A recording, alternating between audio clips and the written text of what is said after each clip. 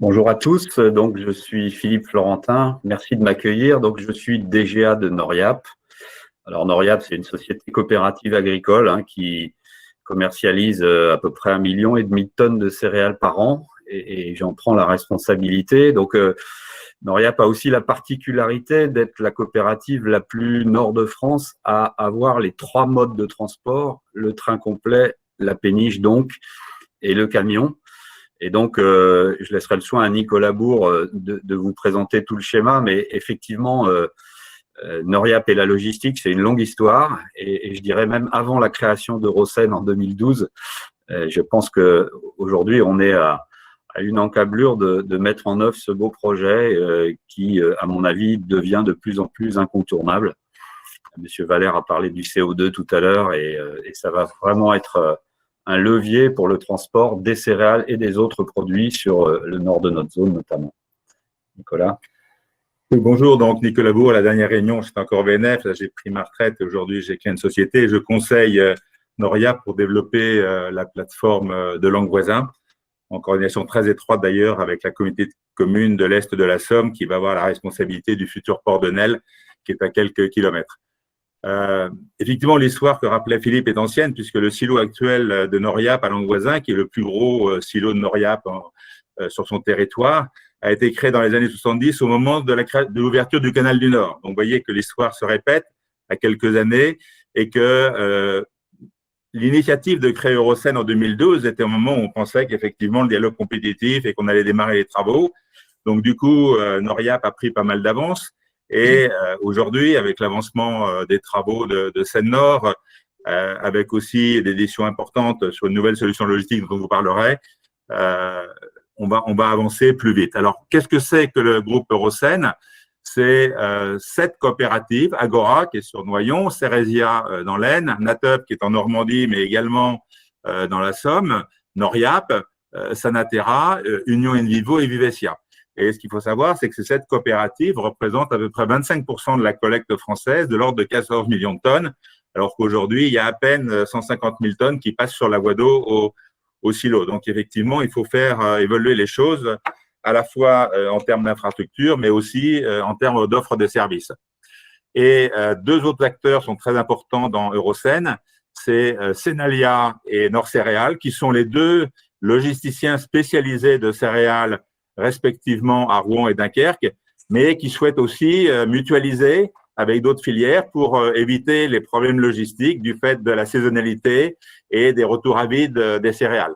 Voilà, donc il y a vraiment une base de partenaires qui veulent absolument mutualiser à l'intérieur, bien sûr, de la filière céréalière, mais sans doute au-delà.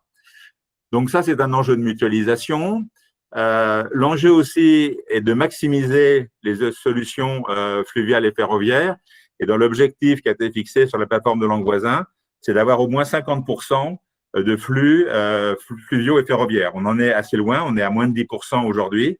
Donc, il y a une marche à franchir, mais l'ensemble des acteurs aujourd'hui sont prêts à s'engager plus pour mettre leurs produits s'il y a les bonnes solutions technologiques.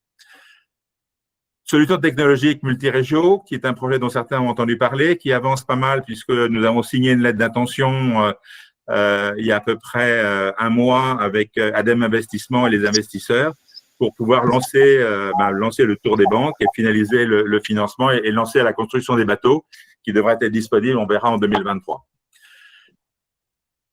2 autres partenaires se sont rejoints quand on a lancé le groupement. C'est effectivement le port maritime de Dunkerque et le port de Rouen qui ont souhaité s'associer au développement du projet car un projet logistique de cette nature-là ne peut se concevoir que si les chargeurs, bien sûr, mais également les gestionnaires d'infrastructures et les transporteurs travaillent ensemble. C'est un travail collectif qui doit être fait et chacun doit exprimer ses attentes et ses solutions. Mais si on veut raisonner sur le long terme, et on raisonne sur le long terme, c'est bien les chargeurs qui ont la clé en main avec leur flux et leur flux de demain. Alors, quels sont les objectifs de cette plateforme? Je vais les résumer très rapidement. Bien sûr, c'est relocaliser des activités industrielles et logistiques bord à voie d'eau. Ça, c'est le cœur aujourd'hui.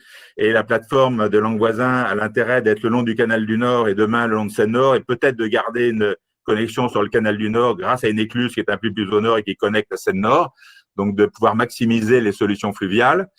Des offres multimodales. logistique et intégré. Et intégré, vous verrez tout à l'heure sur Multirégio, l'idée est de faire évoluer l'offre actuelle fluviale et d'intégrer dans une seule offre la traction fluviale, le passage portuaire et les pré- et post-acheminements routiers. De ce point de vue-là, Longue-Voisin a vocation à être le hub de la solution Multirégio. Bien sûr, d'élargir l'interland des ports maritimes, d'où la présence de Rouen et de Dunkerque autour de table de ce projet. Donc, un hub de Multirégio, et puis sans doute une approche globale aussi du système de transport. Ne pas regarder l'infrastructure et le service de façon séparée, de regarder le CAPEX et OPEX ensemble, de voir quels sont les bénéficiaires et pour pouvoir optimiser les financements privés et publics sur des projets de cette nature. Et enfin, de verdir la chaîne logistique, à la fois avec le report modal, mais aussi avec des solutions comme Multirégio, qui démarrera avec une solution diesel électrique, biofuel, mais qui aura aussi dès le départ une solution avec une pile à combustible. Les caractéristiques du site, donc vous voyez sur cette carte la carte Seine-Escaut avec Languevoisin qui est au milieu, qui est aujourd'hui un peu plus près de la Seine que de Dunkerque parce que la Seine est ouverte H24 et la partie nord n'est pas ouverte H24, mais qui à l'ouverture de Seine-Nord sera à peu près équidistant, c'est-à-dire la Seine sera plus proche en avalant. Par contre, Dunkerque sera plus proche si on remonte, si on est remontant sur la Seine. Donc ça, c'est un gain de compétitivité puisqu'on va gagner à peu près entre 10 et 15 heures de chaque côté pour atteindre les ports de Dunkerque et les ports de Rouen pour l'export ou pour l'import. À droite, ce site aussi a la caractéristique d'être une solution ferroviaire puisque vous voyez le petit point rouge et la ligne entre Amiens et Tergnier qui est le contournement nord de la région Île-de-France. Et aujourd'hui, d'ailleurs, des entreprises comme Tereos qui sont sur Nesle utilisent énormément le ferroviaire. La plateforme Le Port de Nesle sera bien sûr connectée au ferroviaire et nous avons étudié là récemment différentes solutions pour que le port de Languevoisin soit aussi connecté à la plateforme de Nesle. Donc au milieu, vous avez la carte actuelle, donc avec le canal du Nord à droite, la plateforme de Languevoisin en jaune, le tracé de Seine-Nord et puis les différentes connexions ferroviaires et routières du site. Donc aujourd'hui, c'est un quai de 90 mètres le long du canal du Nord, alors qu'il y a 370 mètres disponibles. On est à 15 km des autoroutes A1 et 29. En 2023, sur ce site, il y aura une nouvelle offre multimodale qui permettra d'augmenter très largement le trafic fluvial. Et à l'horizon de 2028, on aura une plateforme qui sera complètement équipée au moment de l'ouverture de Seine-Nord. Voilà un exemple de schéma de développement de la plateforme. Donc, ce qui est en vert clair à droite, c'est ce qui existe. C'est les installations de Languevoisin et un petit peu aussi en vert en dessous, il y a déjà du compostage qui se fait. Et l'idée, c'est de développer progressivement cette plateforme de l'Est vers l'Ouest pendant la période 2023-2028 et donc être complètement opérationnel en 2028 avec d'une part un quai de 300 mètres. Il y aura bien sûr une bande transporteuse pour amener les produits des silos vers Seine-Nord. Et nous avons envisagé, côté ouest du canal Seine-Nord, donc à traverser avec la bande transporteuse, une liaison ferroviaire qui se connecterait sur la plateforme de Nesle. Vous voyez à droite, en fait, les 5 solutions ferroviaires de connexion qui ont été étudiées et celle qui est jumelée, en fait, avec Seine-Nord et celle qui, naturellement, est la plus efficace et aussi celle qui permet de faire des trains complets à Nesle entre les produits plus en vrac à Languevoisin et les produits plus en container à Nesle. Et la carte, en fait, vous voyez Nesle et Languevoisin qui sont au cœur, c'est la carte d'enquête qui a été produite fin 2019. Après une enquête qui a duré à peu près 4 mois, on a envoyé 3000 questionnaires, on a reçu 200 réponses. C'est un questionnaire très complet qui faisait à peu près une trentaine de pages et qui a permis d'identifier quels étaient tous les chargeurs qui avaient des intérêts à quelques points que ce soit de ce réseau, du réseau Seine-Escaut, de chargement ou de déchargement. Et la synthèse que vous voyez sur cette carte, en fait, il y a 3 couleurs, rouge, jaune ou vert pour les petits points. Rouge, c'est des points où il y a beaucoup de positionnement, je dirais, en entrée et en sortie. Jaune un peu moins. Et puis vert, ça peut être déséquilibré en import ou en export. Après également, les triangles, c'est des points où c'est plus des origines.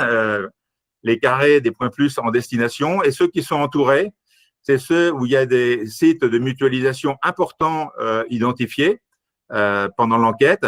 Ceux qui ont l'encadrement en rouge, c'est il y a des proximités autoroutières. Et ceux, l'encadrement en noir et rosé au milieu, c'est là où il y a les proximités ferroviaires.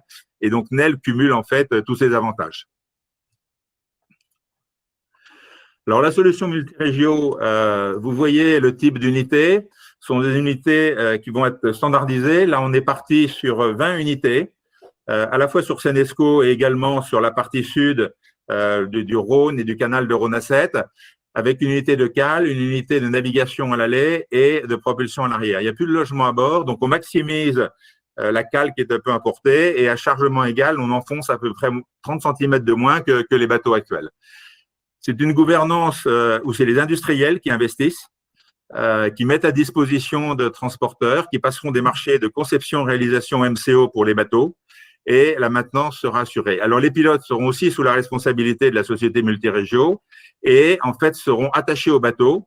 Donc, les logisticiens qui auront des contrats 369, si jamais à un moment leur contrat n'est pas renouvelé, les pilotes restent attachés au bateau pour les nouveaux contrats qui seront passés.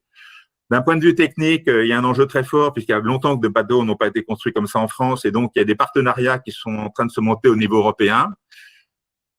On mettra une motorisation la plus verte possible, donc avec des biofuels et biogaz au départ et puis après avec de l'hydrogène. Et le bateau, il y aura une unité qui sera hydrogène au départ pour être sûr que la conception des bateaux permet de les transformer ultérieurement. Aujourd'hui, la question clé, c'est d'avoir le réseau de distribution d'hydrogène et d'avoir un prix de 3 à 4 euros du kilo qui permet d'être compétitif par rapport au gazole. En termes d'organisation, c'est un nouvel modèle logistique puisqu'on va faire travailler beaucoup plus les modes ensemble. Les pilotes qui seront sur les bateaux pourront aussi bien, à un moment, parce qu'il y aura 5 postes, être sur les bateaux, être sur les ports, éventuellement être sur les pré- et post-acheminants. Donc, ils auront une vision globale de la logistique et on réintègre complètement la chaîne.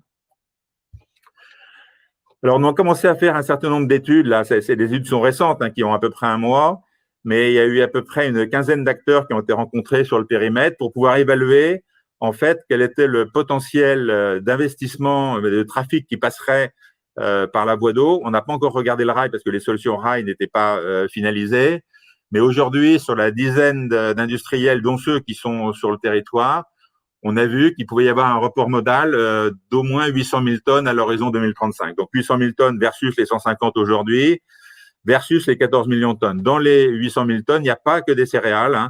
Il y a à peu près 600 000 tonnes de céréales et environ 200 000 tonnes qui viennent des produits de construction, et notamment du fait que parmi les partenaires en dehors de Noriap, il y a aussi Vinci qui est partenaire et qui envisage de faire un centre de traitement de terres polluées qui actuellement sont exportés directement et transformés en Belgique. Et là, l'idée, depuis l'Île-de-France, c'est de les transformer là et de vendre les produits après en Belgique ou ailleurs.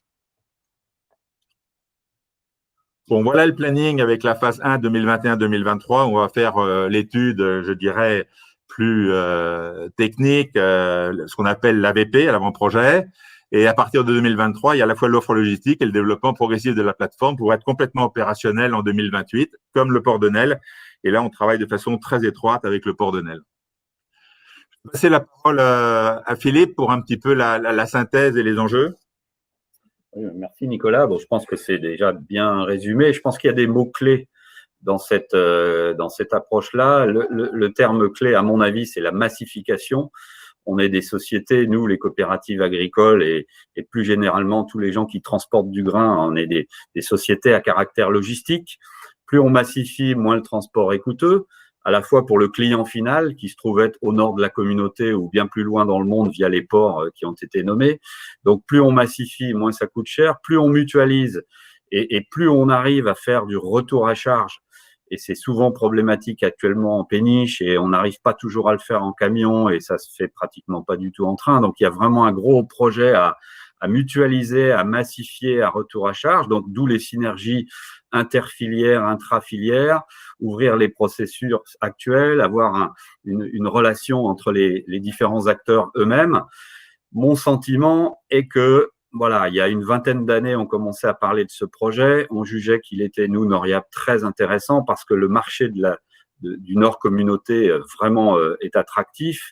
Et deuxièmement, qu'est-ce qui fait le prix des céréales pour nos adhérents et nos agriculteurs? C'est vraiment l'export vers les pays tiers. Et comme chacun sait, effectivement, les ports de Rouen et de Dunkerque, et c'est encore le cas cette année une fois de plus, sont la clé. Et donc, le canal qui, à Languevoisin, va être, disons, efficient et va avoir la particularité d'être équidistant de ces deux grands ports nationaux, est tout à fait efficient. La deuxième chose, c'est que voilà, en 2012, on a commencé, comme l'a dit Nicolas, à regrouper un peu des partenaires autour. Je pense que si on essaye de se projeter, on a forcément du mal aujourd'hui à trouver toutes les tonnes qui peuvent se passer. Mais pour ma part, je suis absolument sûr que les flux logistiques existants sont très attractifs et donc vers les ports de Rouen et de Dunkerque. Et donc, inévitablement, tout ce qui est à quelques dizaines, voire 50 à 100 kilomètres de Languevoisin côté Est,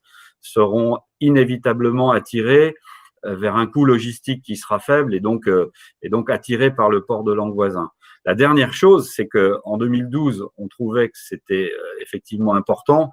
Aujourd'hui, et je dirais encore plus après cette période de Covid qu'on a vécue, l'autre mot-clé, qui est presque un chiffre clé, c'est le CO2 dont on parlait.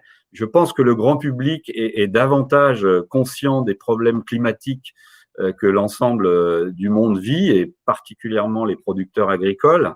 Et je pense qu'effectivement, tout ce qui consiste à dire on aura un transport peu coûteux, mais également très vert, peut aider évidemment à la finalisation de ce genre de projet. Donc, je dirais que voilà, il y a 20 ans et il y a une douzaine d'années, on trouvait que le projet était beau. Aujourd'hui, j'ai l'impression qu'on peut le considérer comme étant incontournable. Voilà, sans forcer le trait, je pense que c'est un projet d'avenir. Voilà.